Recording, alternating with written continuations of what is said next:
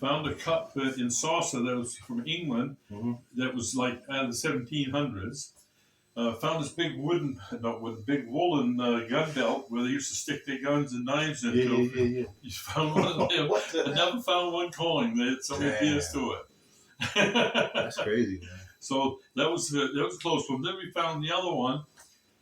It was either out where the ocean channel, it was out there in the mud platform. All we had for a metal detector was a World War II mine detector.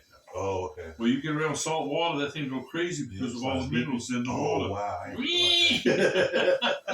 so then there was an oak tree that was like from that wall about over here, sitting on top of it. We went all around. He says, "Geez, has to be underneath that tree." You know how to pull it up? We never got the tree. But then we went out treasure hunting out on the Isles of Shoals. And the Isles of Shoals are a bunch of islands off of Maine and New Hampshire. Well, Blackbeard the pirate had been on this one of all. All right, so we had this book telling the history. Blackbeard had a place down in the Carolinas where he had retired, and there was a bunch of men and he had a bunch of women. So finally, after a number of years, he decided to go back to pirating. So the big rich ships was going back and forth, so he went out there. And he killed quite a few people and got a lot of gold and silver.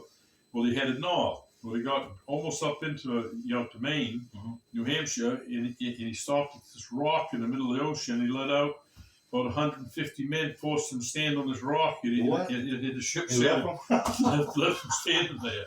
Now That's crazy. This is all documented history. Yeah.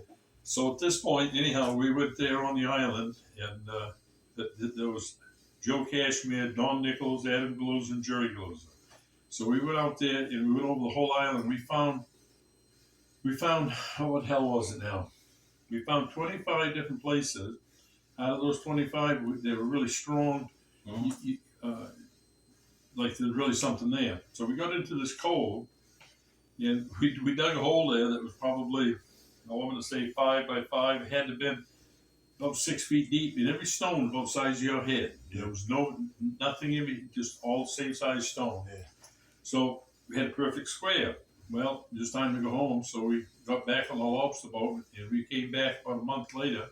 Well, nobody thought to bring a pump the water out. Well, my father brought a stick of dynamite to blast the kids. So we found a piece of driftwood, and we tied this dynamite to the stick. Dad shoves it down into the hole there, works it around the best he can. Then we had a little battery, so we run up, hid behind the stone. Boom! Boy, we all run down there. Look! And, geez, there's a perfect square bubbles coming out of the hole.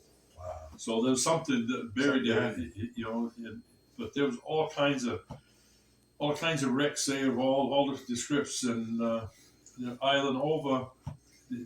There's shoals and there's pinnacles. There's all of these pinnacles. And so I think it was Teddy Roosevelt tried to get one treasure, but didn't know if it was Blackbeard's or what, but the treasure kept sliding down. He just kept going deeper and deeper. You keep going deeper and deeper, so I never heard if anybody ever got it. Right. But those are some of the adventures, and I wrote the stories down. I got them downstairs. What I've been trying to do is take a story like this.